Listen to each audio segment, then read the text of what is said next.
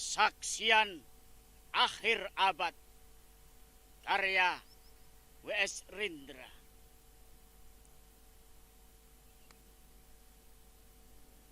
Ratap tangis menerpa pintu kalbuku. Bau anyir darah mengganggu tidur malamku. Oh tikar tafakur, oh bau sungai Tohor yang kotor. Bagaimana aku akan bisa membaca keadaan ini? Di atas atap kesepian nalar pikiran yang digalaukan oleh lampu-lampu kota yang bertengkar dengan malam, aku menyerukan namamu. Wahai para leluhur Nusantara, oh Sanjaya, leluhur dari kebudayaan tanah. Oh Purnawarman, leluhur dari kebudayaan air. Kedua wangsamu telah mampu mempersekutukan budaya tanah dan air.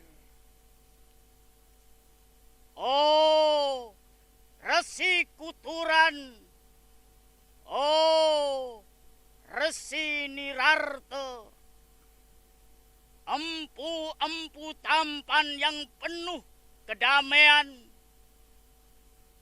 telah kamu ajarkan tatanan hidup yang aneka dan sejahtera, yang dijaga oleh Dewan Hukum Adat. Oh, bagaimana aku bisa mengerti bahasa bising dari bangsaku ini? Oh kacau lalido bintang cemerlang tanah Ugi, negarawan yang pintar dan bijaksana, telah kamu ajarkan aturan permainan di dalam benturan-benturan keinginan yang berbagai ragam di dalam kehidupan. Ade, bicara, rapang dan wari. Oh, lihatlah wajah-wajah berdarah dan rahim yang diperkosa muncul dari puing-puing tatanan hidup yang porak-poranda. Kejahatan kasat mata, tertawa tanpa pengadilan, kekuasaan, kekerasan, berak dan berdahak di atas bendera kebangsaan. Oh, anak cucuku di zaman sibernetik, bagaimana akan kalian baca prasasti dari zaman kami? Apakah kami akan mampu menjadi ilham kesimpulan, ataukah kami justru menjadi sumber masalah di dalam kehidupan? Dengan puisi ini aku bersaksi bahwa rakyat Indonesia belum merdeka. Rakyat yang tanpa hak hukum bukanlah rakyat merdeka.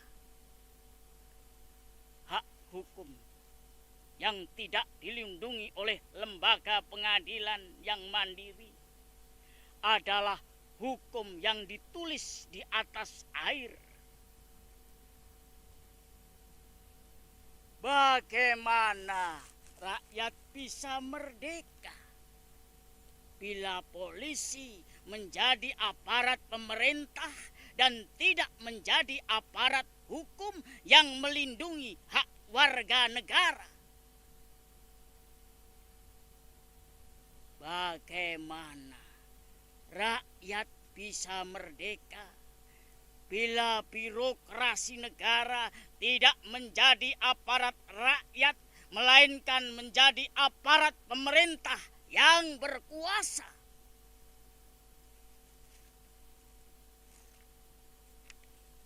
Bagaimana rakyat bisa merdeka bila hak pilih mereka dipasung, tidak boleh memilih secara langsung wakil-wakil mereka di depan perwakilan, dan juga tidak boleh memilih secara langsung camat mereka, bupati, wali kota, gubernur, dan presiden mereka.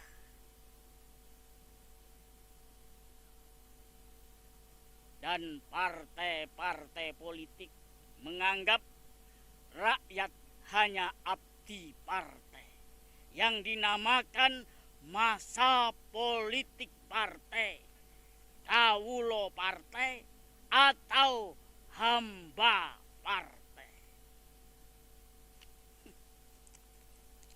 Bagaimana rakyat bisa merdeka bila pemerintah melecehkan perdagangan antar daerah dan mengembangkan merkantilisme dendles sehingga rela menekan kesejahteraan buruh, petani, nelayan, guru, dan serdadu berpangkat rendah? Bagaimana rakyat bisa merdeka bila provinsi-provinsi sekedar menjadi tanah jajahan pemerintah pusat, tidak boleh mengatur ekonominya sendiri, tatanan hidupnya sendiri, dan juga keamanannya sendiri?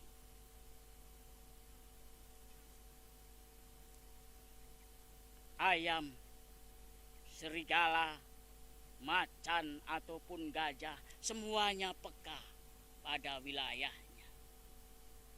Setiap orang juga ingin berdaulat di dalam rumah tangganya.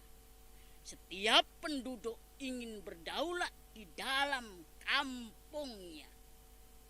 Dan kehidupan berbangsa tidak perlu merusak daulat kedaerahan. Hasrat berbangsa adalah naluri rakyat untuk menjalin ikatan daya cipta antar suku yang penuh keanekaan kehidupan dan memaklumkan wilayah pergaulan yang lebih luas untuk merdeka bersama.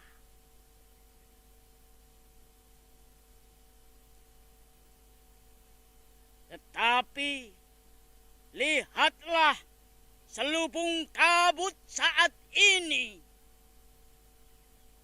Penjajahan tatanan uang, penjajahan modal, penjajahan kekerasan senjata, dan penjajahan oleh partai-partai politik masih merajalela di dalam negara.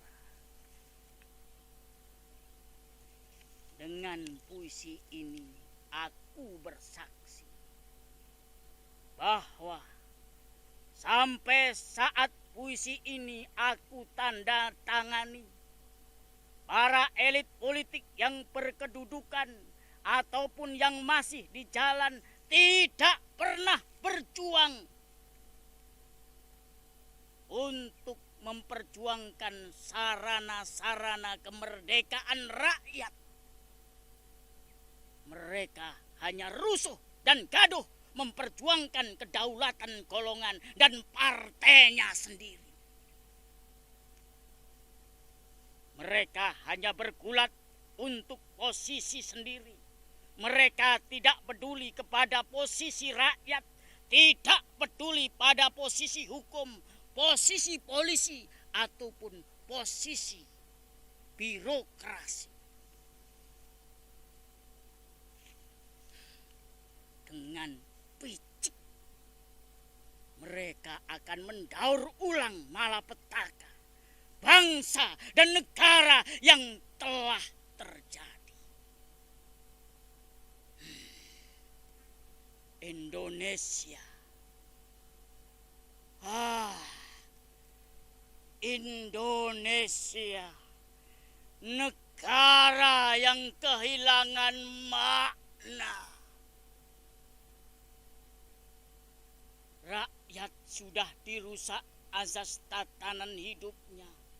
Berarti sudah dirusak dasar peradabannya dan akibatnya dirusak pula kemanusiaannya. Maka sekarang negara tinggal menjadi peta. Itu pun peta yang lusuh dan hampir sobek pula. Pendangkalan kehidupan bangsa telah terjadi. Tata nilai rancu, dusta, pencurian, penjarahan, dan kekerasan halal. Manusia sekedar semak belukar yang gampang dikacau dan dibakar. Paket-paket pikiran yang murah dijajakan. Penalaran amarah yang salah mendorong rakyat terpecah belah. Negara tak mungkin dikembalikan, diutuhkan tanpa rakyatnya dimanusiakan. Dan manusia tidak mungkin menjadi manusia tanpa dihidupkan hati nuraninya.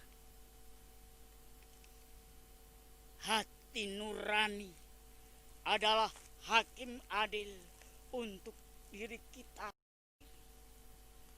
Hati nurani adalah sendi dari kesadaran akan kemerdekaan pribadi.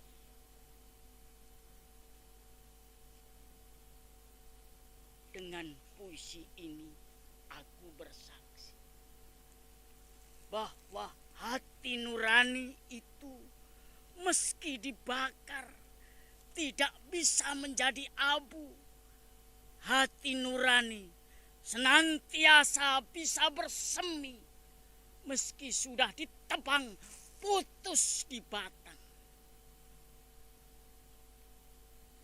Begitulah fitrah manusia ciptaan Tuhan yang Maha Esa.